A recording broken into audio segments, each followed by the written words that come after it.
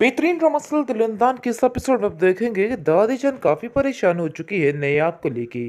क्योंकि जैसे ही वो देख रही है कि हलचल बढ़ती जा रही है, यानी कि तानिया अब ये बात ठान चुकी है कि जितनी जल्दी हो सके इस घर से उसकी रुखसती कर दी जाए। खैर आप देखेंगे कि वो तरह तरह के बहाने तो ढूंढ रही है, लेकिन ऐसा कुछ कर रही है कि सब कुछ खत्म होने वाला है। क्योंकि जैसे ही आप देखेंगे कि उसकी भाभी नयाब की आती है तो वो लालची औरत अपना लालच का सारा मुंह खोल देती है, जिसकी वजह से सारी बातें जो है खुलकर सामने आ जाती हैं। लेकिन आप देखेंगे कि नेहाब ये बात कहती है और कहती है कि बहुत ज़्यादा अफ़सोस हुआ मुझे आपकी सोच पे, मैंने तो ऐसा कुछ भी नहीं सोचा था। लेकिन वो कहती है कि तुम्हें सोचना होगा, इन सब बातों में तुम्हारा अपना ही फ़ायदा है, यानी कि बुरे तरीके से उसका दिमाग ख़राब करने की कोशिश कर रही है।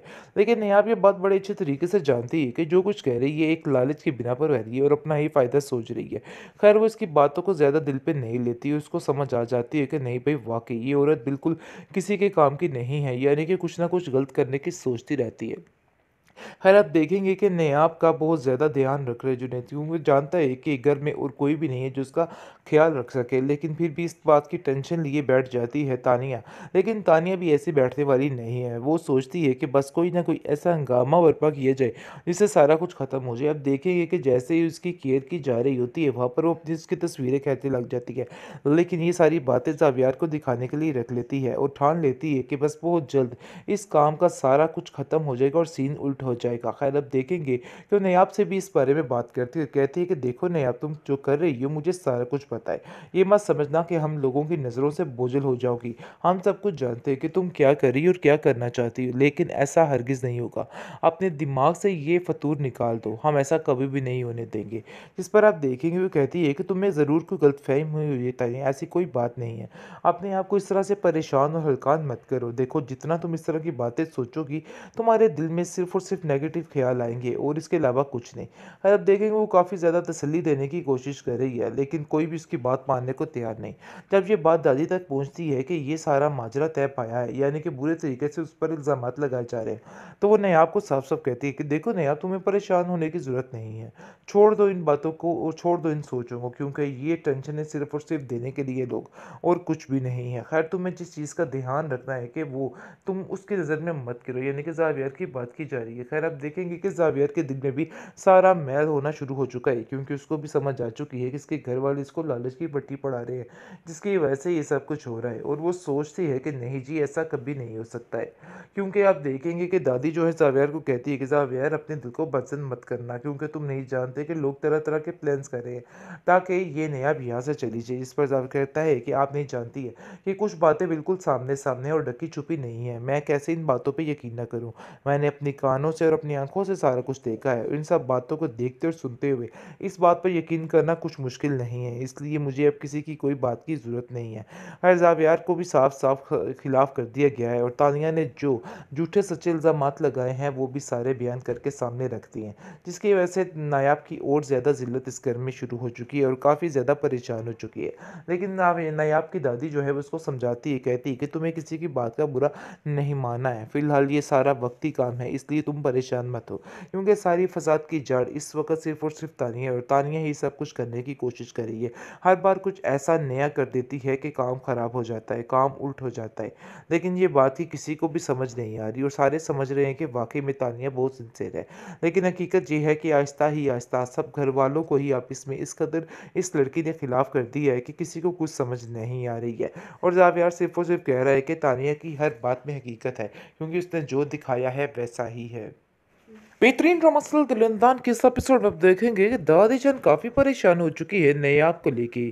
क्योंकि जैसे ही वो देख रही है कि हलचल बढ़ती जा रही है, यानी कि तानिया अब ये बात ठान चुकी है कि जितनी जल्दी हो सके इस घर से उसकी रुखसती कर दी जाए। खैर आप देखेंगे कि वो तरह तरह के बहाने तो ढूंढ रही है, लेकिन ऐसा कुछ कर रही है कि सब कुछ खत्म होने वाला है। क्योंकि जैसे ही आप देखेंगे कि उसकी भाभी नयाब की आती है तो वो लालची औरत अपना लालच का सारा मुंह खोल देती है, जिसकी वजह से सारी बातें जो है खुलकर सामने आ जाती हैं। लेकिन आप देखेंगे कि नायाब ये बात कहती है और कहती है कि बहुत ज़्यादा अफ़सोस हुआ मुझे आपकी सोच पे, मैंने तो ऐसा कुछ भी नहीं सोचा था। लेकिन वो कहती है कि तुम्हें सोचना होगा।